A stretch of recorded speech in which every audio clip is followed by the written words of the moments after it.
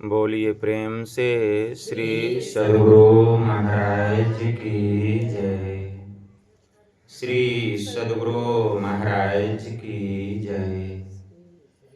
एक बार हम लोग आस्था और विश्वास के साथ बुलंद स्वर में गुरु महाराज का श्री जय घोष करें। श्री सद्गुरु महाराज की जय। अखंड मंडलाकारं व्याप्तं येन चराचरं तत्पदं दर्शितं येन तस्मै श्री गुरुवे नमः। गुरुविनु ज्ञान न उपजे, गुरु बिनु मिले न भेव, गुरु बिनु संशय ना मिटे। जय जय जय गुरुदेव, जय जय जय गुरुदेव। श्री सद्गुरु महाराज की जय।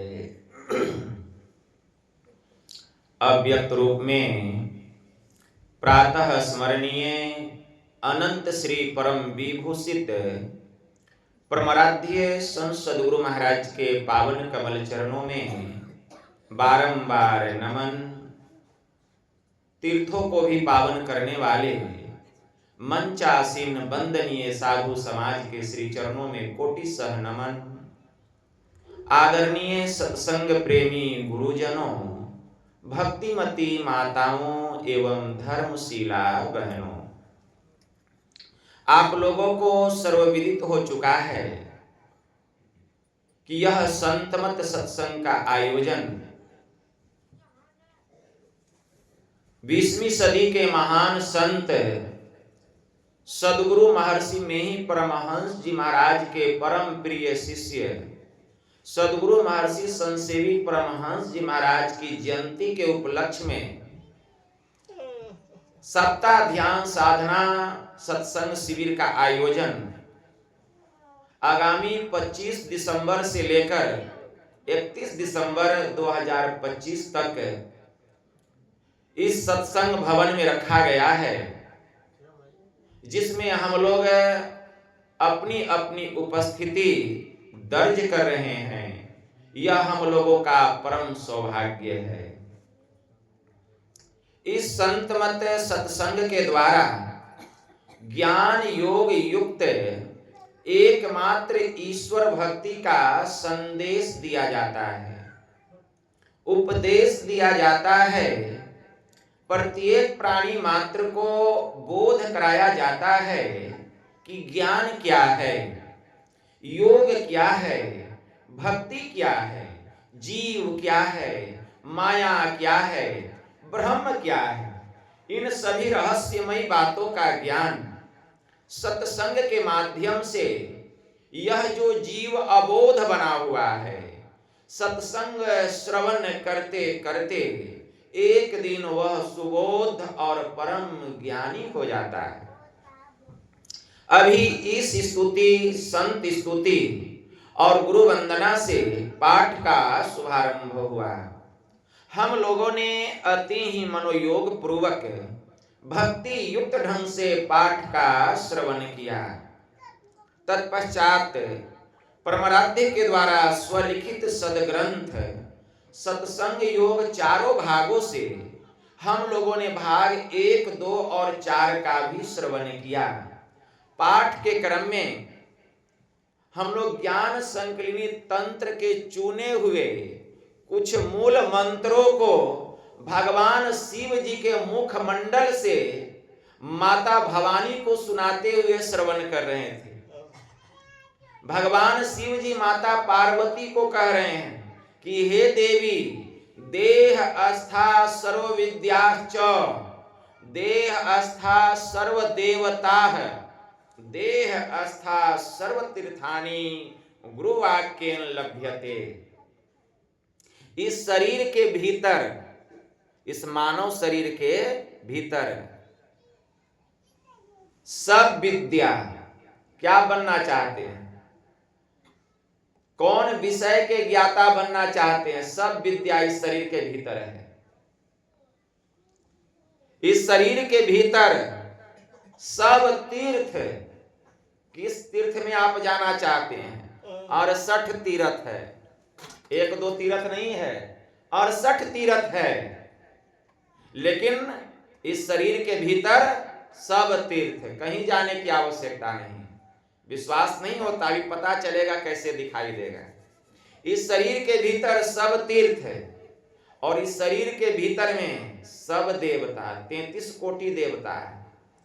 किनकी पूजा करेंगे?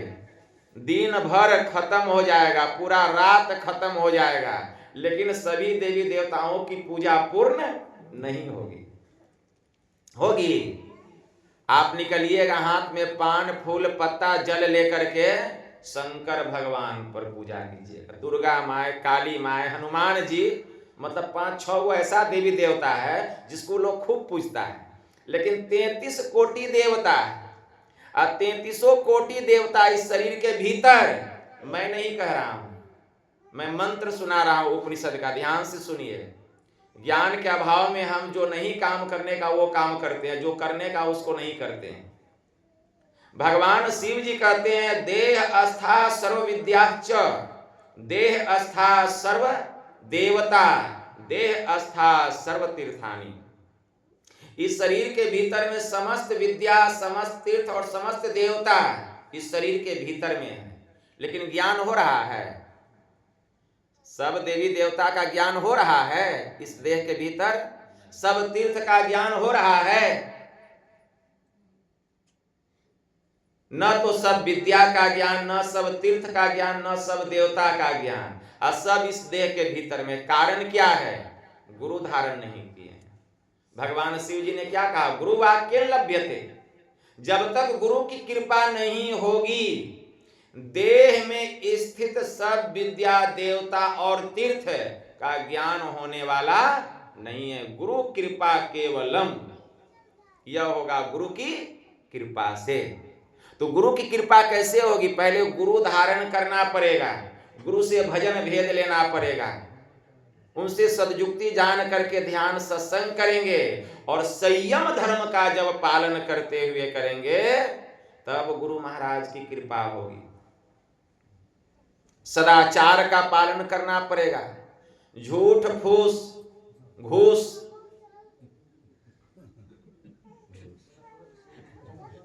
झूठ फूस घूस, चोरी नशा हिंसा व्यभिचार, इससे अपने को खूब बचा के रखना पड़ेगा।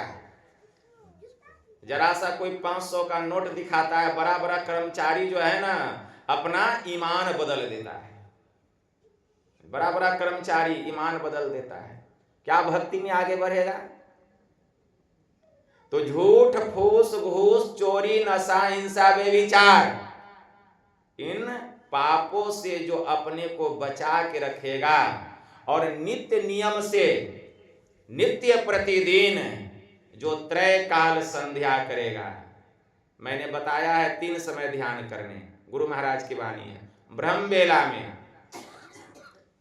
मोटा मोटी समझ लीजिए, माँ बहन भाई हमारे दादा परदादा जो भी हैं, सूर्य निकलने के पहले, सूर्य निकलने के पहले 3 बजे नहीं उठ पाए, 4 बजे सूर्य निकलने के पहले 1 घंटा ध्यान कर लेना है। दूसरा स्नान करने के बाद, आप जिस समय स्नान करें 7 बजे 8 बजे 9 बजे 10 बजे, स्नान करने के बाद 1 घंटा बैठ जाना है अभ्यास करने के लिए। तीसरा, सूर्य ढलने के बाद हाथ पैर धो करके गुरु महाराज का जहां तस्वीर रखे हैं वहां सांझ बत्ती दिखा करके बैठ जाना है 1 घंटा। घर में नहीं है, कहीं सफर पर है, ट्रेन पर सफर कर रहे हैं, बस में सफर कर रहे हैं, टेम्पू पर सफर कर रहे हैं, ऑटो पर सफर कर रहे हैं, ध्यान का समय हो गया, वहीं 5 मिनट आंख बंद करके कर लिए, गुरु मंत्र का जप कर लिए, गुरु रूप का ध्यान कर लिए। दृष्टि साधना तो नहीं होगा, लेकिन ये 2 क्रिया हो जाएगा। तो आप किसी भी समय यह काम कर सकते हैं, कहीं भी रह करके कर सकते हैं। तो जो गुरु के आदेश उपदेश में अपने को रखेगा, इस तरह संयम धर्म का पालन करते हुए तीनों समय ध्यान, दोनों समय सत्संग करेगा, सदाचार का पालन करते हुए, तो उस पर गुरु की कृपा होगी और देह स्थित सब विद्या देवता और तीर्थ का ज्ञान उसको हो जाएगा। नहीं विश्वास तो करके देखिए, करके देख लीजिए। भगवान शिव जी ने कहा, हीरा भगवती गंगा पिंगला जमुना नदी, हीरा पिंगल योर मध्य असुसुमना च सरस्वती। इस देह में ईरा, पिंगला और सुषुम्ना नाम की 3 नारियां हैं। कहा? इस देह में। ईरा भगवती गंगा, ईरा नाम की जो नारी है उसको भगवती गंगा कहा गया। बहुत लोग नहीं समझते हैं, ध्यान से सुनिए। हमारी जो बाईं आंख है इसी को भगवती गंगा नदी कहा गया। हमारी जो दाहिनी आंख है इसको जमुना नदी की संज्ञा दी गई। इन दोनों आंखों के मध्य में एक और आंख है, उसको शिव नेत्र कहा गया, उसको सरस्वती नदी की संज्ञा दी गई। इस आंख से, मतलब बाईं आंख से जो दृष्टि की धार निकल रही है इसको इंगला नाम की नारी कहा गया। दाहिनी आंख से जो दृष्टि की धार निकल रही है इसको पिंगला नाम की नारी कहा गया। और इन दोनों नारियों का जहां मिलन होता है उसी को सुषुम्ना कहा गया, उसी को सरस्वती कहा गया, उसी को त्रिवेणी कहा गया, उसी को सभी तीर्थों का तीर्थराज कहा गया। और वह तीर्थराज बाहरी दुनिया में नहीं, भगवान शिव जी ने कहा वह तीर्थराज हम सबके भीतर में है। जो उस तीर्थराज में डुबकी लगाता है, जो गुरु से ज्ञान लेकर के दृष्टि की दोनों धारों को सुषुम्ना में अस्थिर करता है, तो क्या होता है? भगवान शिव जी ने कहा त्रिवेणी संगमो, त्रिवेणी संगमो यत्र तीर्थराजः स उच्यते तत्र स्नानम प्रकृवृत सर्व पापे परमुच्यते। जो उस त्रिवेणी में तीनों नदियों का जहां मिलन हुआ है, गंगा जमुना और सरस्वती का, उसी को सभी तीर्थों का तीर्थराज, उसी को संगम कहा गया है। जो उसमें डुबकी लगाता है वह समस्त पापों से मुक्त होकर अपना परम कल्याण करता है, भगवान शिव जी ने कहा। और जैसे उसमें प्रवेश करता है उसको ज्ञान होता है। क्या ज्ञान होता है? ज्ञान होता है आकाश जज्जायते वायो, वायोरुत्पद्यते रवो, रवेरुत्पद्यते तोयम, तोयादुत्पद्यते मही। मतलब हवा आकाश से, अग्नि हवा से, जल अग्नि से और मिट्टी जल से उत्पन्न होती है। उसको ज्ञान हो जाता है। जो अंधकार से प्रकाश मंडल में चला जाएगा वह पंचभूतों का मालिक बन जाएगा। मतलब मिट्टी, जल, अग्नि, हवा और आकाश, वह पंचभूतों का स्वामी बन जाएगा। जो अंधकार से प्रकाश मंडल में चला जाएगा उसका हवा पर अधिकार हो जाएगा, उसका जल पर अधिकार हो जाएगा, उसका अग्नि पर अधिकार हो जाएगा, उसको वायु पर अधिकार हो जाएगा, उसको आकाश पर अधिकार हो जाएगा।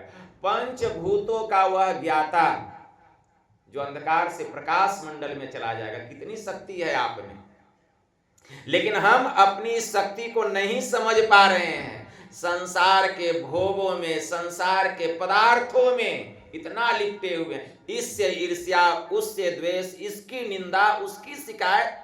अरे ये क्या है? जितना ध्यान भजन हम किए, जमा किए पुण्य, वह सब चौपट हो गया, सब स्वाहा। कहां से भक्ति में आगे बढ़ेंगे, कहां से भजन में आगे बढ़ेंगे? आए थे पुण्य कमाने और पापे कमा के चले जाते हैं। इसका चप्पल चुरा लेते हैं, उसका जूता चुरा लेते हैं। अरे एगो सिक्का भी गिर जाए तो यहां जमा करना, किसका सिक्का गिरा हुआ है? बताइए कैसा दुर्भाग्य है। ज्ञान कैसे होगा? भगवान शिव जी कह रहे हैं, क्या कह रहे हैं? वह पंचभूतों का ज्ञाता हो जाता है, स्वामी हो जाता है, मालिक बन जाता है। भगवान शिव जी ने कहा ब्रह्मांड लक्षणम सर्वदेह मध्ये व्यवस्थितम सकार अश्च विनश्यन्ति निराकारो न नश्यति। इस ब्रह्मांड में, इस देह के भीतर सब ब्रह्मांड फैला हुआ है। क्या देखना चाहते हैं? सूर्य, तारे, नक्षत्र, ग्रह। एक सूर्य नहीं, करोड़ों सूर्य है इस आसमान में। तो एक सूर्य को देखते हैं, ऐसा ऐसा कितना सौर मंडल है, ऐसी ऐसी कितनी पृथ्वी है, ऐसे ऐसे कितने सूर्य हैं, कितने नक्षत्र हैं, कहा नहीं जा सकता। भगवान शिव जी ने कहा इस देह के भीतर में समूचा ब्रह्मांड समाया हुआ है, जिसमें सगुण सकार का नाश होता है, लेकिन निर्गुण निराकार का नाश नहीं होता। एक बार महर्षि वशिष्ठ मुनि अपने पिताजी के पास गए, प्रजापति ब्रह्मा जी के पास, और कहते हैं पिताजी आप ही एक ब्रह्मा हैं कि और भी ब्रह्मा हैं? कहते आप ही एक ब्रह्मा है कि और भी ब्रह्मा है? कहा नहीं वत्स, मेरे जैसे जैसे बहुत ब्रह्मा है, और यह तो एक ब्रह्मांड का मैं ब्रह्मा हूं, और ऐसा ऐसा करोड़ों ब्रह्मांड है, करोड़ों ब्रह्मांड। महर्षि वशिष्ठ मुनि कहते हैं पिताजी हमको विश्वास नहीं होता है। कहा ठीक है बेटा, हम तुमको दूसरा ब्रह्मांड का पता बता देते हैं, और तुम जाओ जा करके देख लो। दूसरे ब्रह्मांड का पता बता दिए महर्षि वशिष्ठ मुनि को। चले, जब रास्ते में चले तो रास्ते में एक स्त्री रो रही थी। उस रोती हुई स्त्री पर महर्षि वशिष्ठ मुनि की नजर पड़ गई। कहते हैं अरे स्त्री तू रो क्यों रही है? वह स्त्री कहती है क्या बताऊं महर्षि वशिष्ठ मुनि, दूसरे ब्रह्मांड के जो ब्रह्मा जी हैं उन्होंने हमसे विवाह करने का वचन दिया था कि मैं तुमसे विवाह करूंगा, लेकिन आज उन्होंने एकदम विवाह करने से इनकार कर दिया। माथा चकराया। दूसरा ब्रह्मांड, पिताजी ठीक करें तो दूसरे ब्रह्मांड के ब्रह्मा जी तो कहें कि चलो तो तुम मेरे साथ, जरा हम तुम्हारा फैसला करें। जाती है वह स्त्री महर्षि वशिष्ठ मुनि के साथ। जैसे दूसरे ब्रह्मांड में जाते हैं महर्षि वशिष्ठ मुनि, देखते हैं हूबहू उन्हीं के जैसा ब्रह्मा, उनके पिताजी के जैसा हूबहू। माथा चकरा गया। पिताजी ने ठीक कहा था। तो उससे पूछते हैं कि हे प्रजापति ब्रह्मा जी, जब आपने इस स्त्री से विवाह करने का वचन दिया तो आज आपने विवाह करने से इनकार क्यों किया? जल्दी विवाह कीजिए इससे। कहते हैं हे महर्षि वशिष्ठ मुनि, देखिए अब इस ब्रह्मांड का समय पूरा हो गया, थोड़ा सा मुहूर्त बचा हुआ है, थोड़ा सा। वह मुहूर्त समाप्त होगा और इस ब्रह्मांड का नाश हो जाएगा, महाप्रलय होगा। और जैसे इस ब्रह्मांड में महाप्रलय होगा, इसके विनष्ट होते ही मेरा भी सर्वनाश हो जाएगा। इसलिए मैं नहीं चाहता हूं कि मेरे साथ साथ इस स्त्री का भी सर्वनाश हो। जल्दी से भागिए, अब मुहूर्त खत्म हो रहा है, कहीं आपका भी सर्वनाश नहीं हो जाए। महर्षि वशिष्ठ मुनि उस स्त्री का हाथ पकड़ के जल्दी से दूसरे ब्रह्मांड से निकले। भयंकर महाविस्फोट हुआ, ब्रह्मा सहित उस ब्रह्मांड का सर्वनाश हो गया। तो मैंने यह प्रसंग इसलिए रखा कि एक ही ब्रह्मांड नहीं है। भगवान शिव जी कह रहे हैं ब्रह्मांड लक्षणम सर्वदेह मध्ये व्यवस्थितम सकार अश्च विनश्यन्ति सकार अश्च विनश्यन्ति निराकारो न नश्यति। इस शरीर के भीतर में समूचा ब्रह्मांड फैला हुआ है, जिसमें सगुण सकार का नाश होता है, लेकिन निर्गुण निराकार का नाश नहीं होता। जो निर्गुण निराकार तत्व को जान लेता है उसका नाश नहीं होता। इसीलिए जरूरत है वह जो निर्गुण निराकार सत्ता है उसका हम ज्ञान प्राप्त करें। भगवान शिव जी ने कहा, क्या कहते हैं, ध्यान से सुनिए। न वेदम वेद मिथ्याहुर्वेदो ब्रह्म सनातनम ब्रह्म विद्यारतो यस्तु विप्रो स वेद पारगः। कि वेद को वेद नहीं कहते हैं, नित्य सत्य ब्रह्म को ही वेद कहते हैं। अब ब्रह्म ज्ञान में निरत व्यक्ति को ब्राह्मण और वेद पारदर्शी कहते हैं। इसलिए ब्रह्म ज्ञान को प्राप्त करना चाहिए। यह मानव का तन मिला है इस जीवात्मा को तत्व का ज्ञान प्राप्त करने के लिए। लेकिन हम लोग संसार के ज्ञान में पड़े हुए हैं। मिला है तत्व का ज्ञान प्राप्त करने के लिए। मनोवाक्यम तथा कर्म तृतीयम यत्र लीयते बिना स्वप्नम तथा निद्रा ब्रह्म ज्ञान तदुच्यते। भगवान शिव जी ने माता पार्वती से कहा कि हे देवी, मन, वाक्य और वचन तीनों जाकर जहां लय हो जाते हैं, मतलब तीनों का अस्तित्व मटिया मेट हो जाता है, तीनों का कोई अस्तित्व नहीं रहता। मन, वचन और कर्म ये तीनों जहां जाकर के मिट जाते हैं, तीनों का अस्तित्व समाप्त हो जाता है। और स्वप्न भी ऐसा स्वप्न बिना निद्रा की तरह है। अभी हम लोग स्वप्न देखते हैं जब सोते हैं तब, स्वप्न में बिना निद्रा की तरह, बिना अवलंब के, बिना किसी आधार के जो ज्ञान प्राप्त होता है उसी को ब्रह्म ज्ञान कहते हैं। भगवान शिव जी ने कहा वही है ब्रह्म ज्ञान, साधारण नहीं है। भगवान शिव जी ने भरी सभा में कहा माता पार्वती से, वहां सभा खचाखच भरा हुआ है, विद्वान लोग बैठे हैं, ऋषि मुनि महर्षि लोग बैठे हुए हैं, तत्वदर्शी महापुरुष लोग बैठे हुए हैं, जहां भगवान माता पार्वती को यह उपदेश सुना रहे हैं। क्या कहते हैं? श्लोकार धंती प्रवस्यामि यदुक्तम तत्वदर्शी भी सर्वचिंताम परित्यागो निश्चिंतो योग उच्यते। भगवान शिव जी ने भरी सभा में कहा, हे देवी, अभी तत्वदर्शी महात्मा गणों ने, इसका मतलब क्या हुआ? तत्वदर्शी महात्मा वहां बैठे हैं। हे देवी, अभी तत्वदर्शी महात्मा गणों ने जिस विषय का वर्णन किया है, मैं उसी विषय का वर्णन आधे श्लोक में करूंगा। भगवान शिव जोगी हैं, जोगियों की ईश्वर कहलाते हैं। जोग करके उसने अपने शिव नेत्र को खोला। भगवान शिव जी ने जिस क्रिया विशेष विधि द्वारा विमल नेत्र का विमोचन किया, विमोचन करके विलोचन किया, विलोचन करके त्रिलोचन की संज्ञा पाई, अगर हम भी वह क्रिया करें तो हमारा भी त्रिनेत्र खुल जाएगा। पिता की 3 आंख, पुत्र का 2 आंख, ऐसा कहीं होता है? जब पिता का 3 आंख है तो पुत्र को भी 3 आंख है, लेकिन पुत्र का आंख ढका हुआ है और पिता का आंख खुला हुआ है। हम भी अगर वह क्रिया विशेष विधि करें तो हमारी भी खुल जाएगी। तो भगवान शिव जी ने भरी सभा में कहा, अभी जिस विषय का वर्णन तत्वदर्शी महात्माओं ने किया, मैं उसी विषय का वर्णन आधे श्लोक में करूंगा। सर्वचिंताम परित्यागो निश्चिंतो योग उच्यते।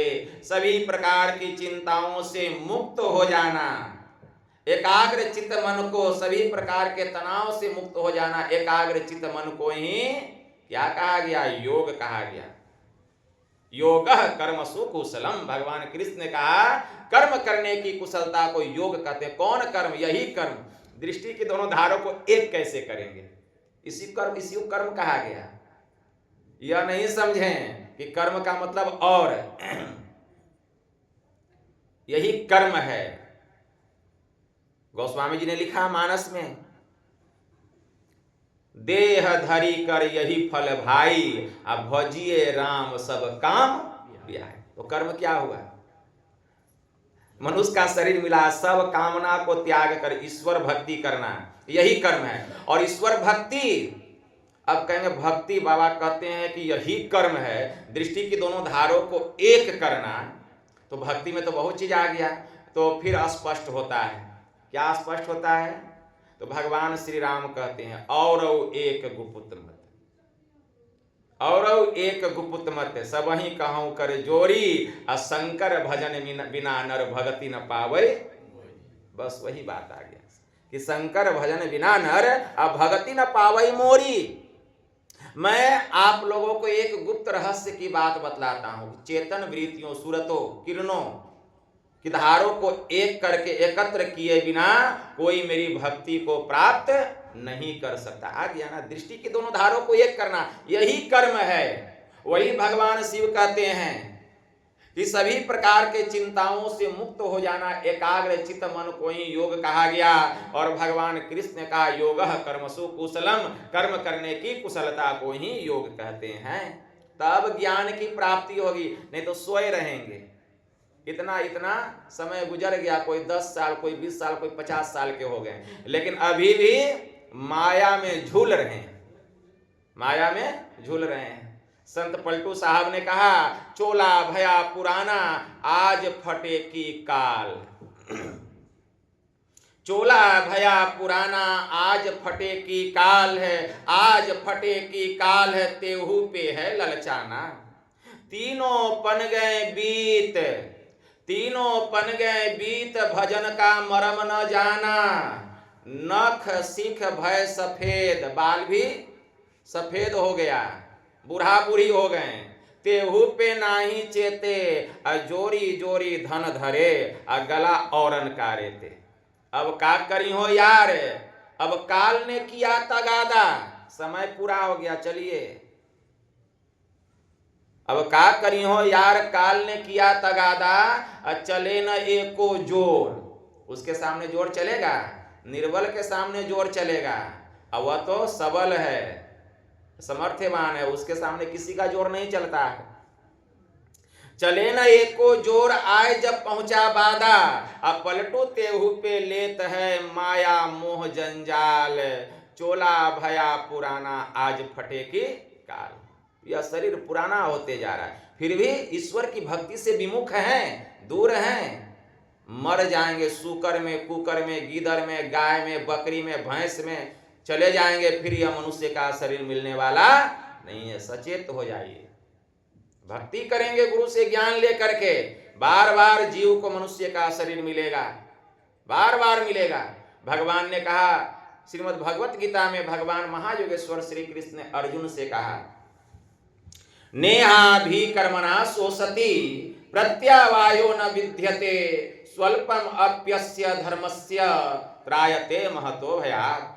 कि हे अर्जुन, मेरे इस योग के आरंभ का नाश नहीं होता, इसका उल्टा परिणाम नहीं होता। जो गुरु से ज्ञान लेकर के थोड़ा थोड़ा भी योग करना प्रारंभ करता है, भक्ति करना शुरू करता है, यह संस्कार जीव के भीतर में जाकर ऐसा पुष्ट हो जाता है, ऐसा मजबूत हो जाता है यह भक्ति का संस्कार, कि जीव को महाभय से छुड़ा लेता है। मतलब इसको सुअर, कुकर, सांप, बिच्छू की जोनी में नहीं जाने देता, उसको बार बार मनुष्य का शरीर मिलता है। और यह संस्कार जीव से ईश्वर की भक्ति कराता है, और कराते कराते यही संस्कार एक दिन जीव को इस अवागमन के चक्र से मुक्त कर देता है। श्री सद्गुरु महाराज। कैसा ज्ञान है, तो सुनेंगे तब ना। तो समय बहुत हो गया, यही थोड़ा सा मैंने आप लोगों की सेवा में कहा।